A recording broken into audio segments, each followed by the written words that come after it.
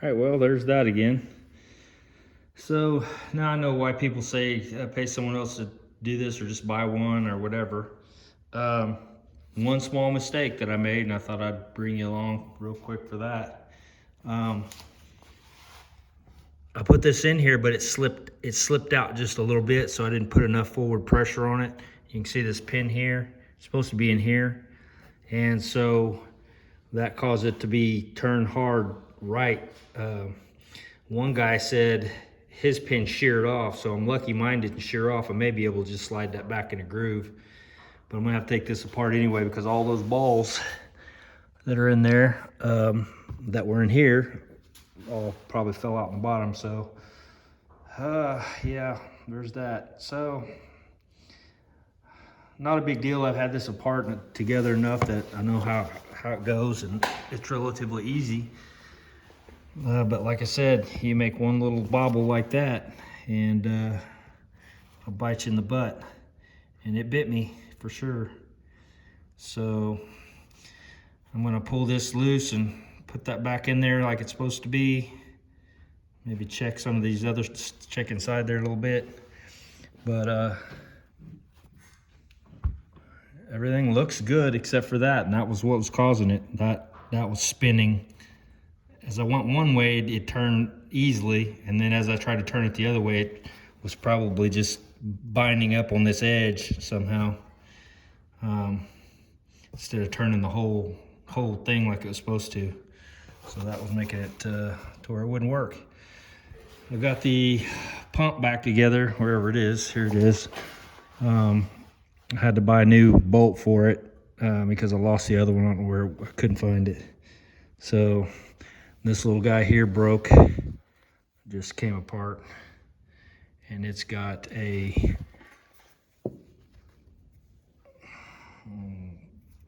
that little groove in it. I think it went underneath this, and I think also that it went down like this. Well, oh, we got that deal. So I think it went like that. So I think that's a spacer. I haven't been able to find one. I'm sure you could probably use washers or whatever, but mine actually needed to go in a little bit, so maybe that might actually make it line up a little better. I'm not sure, but we'll see. But this is redone, rebuilt, gone through. Everything was fine in it, obviously. And then I knew I had to move on to this, which sucks, having to take all that back apart, but here we are. So, all right, guys, we'll see you. All right, this makes me happy. I'm back on the Camaro, finally. Got that taken care of, and so it steers and everything's good, so that worked out good. And got a new fence so that I can have some privacy, because I had people walking up on me. That's no good when they scare the crap out of you. But anyway, back to this. So what I'm doing now is I cleaned all the old seam sealer and everything out of here. Took a Scotch-Brite pad and some soap and just scrubbed all this up. All this was all dirty in through here, so I'm scrubbing that, getting ready because I'm going to end up blasting a lot of this, which this is galvanized, so I really don't want to blast. I just need a tooth to hang on to it, really, because I probably will spray epoxy over it, except for where the welds are, just to kind of give it another extra of something. But yeah, I got to do this one too, and do this side. And then I've already started taking all this off. I thought, man, I could probably blast that with this all through here. And then you guys already know that I had put phosphoric acid up here. And you can see it's kind of turned white in some areas. And what that is after it sits for a while, basically it's salt. And I don't remember what kind of salt it is. It's salt of something, but I looked it all up, and because I always wondered what that white stuff is. It's a type of salt. Probably not the type kind you eat, but it's a salt. So I'm trying to figure out if I want to work out of these buckets to clean all this back off, put more acid back on it and then clean it all off. I've got this where I can just push it off into that and it goes out the back of the shop, which is great. You can see I'm making a mess here. But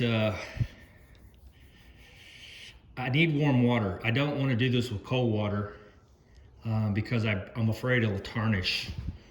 This turned out really nice and it still looks good.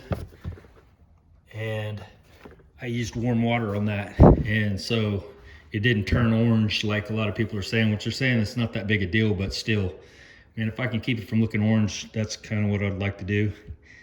So I'm thinking about putting a hot water tank in my bathroom over here, just like a 10 or 20 gallon. Maybe right here in the center, and plumb it in here, maybe move this sink over a little bit because it's like 25 inches tall, so it's not that tall.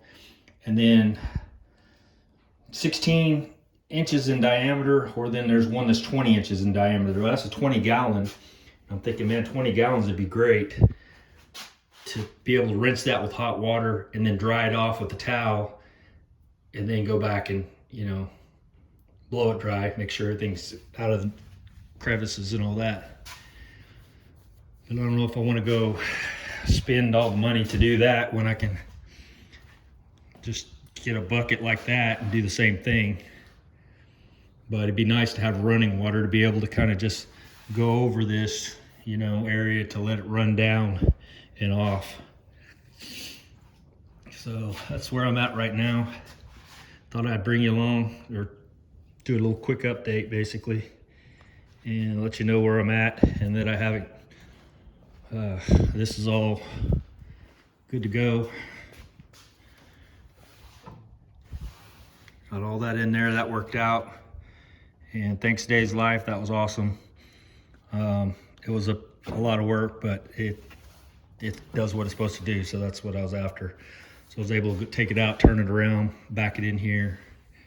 And so now I've got room for my Camaro. So that's where we're at. I thought I'd let you guys know what I'm doing and that I haven't quit. And I hope you guys had a good Christmas holiday, and I will talk to you later.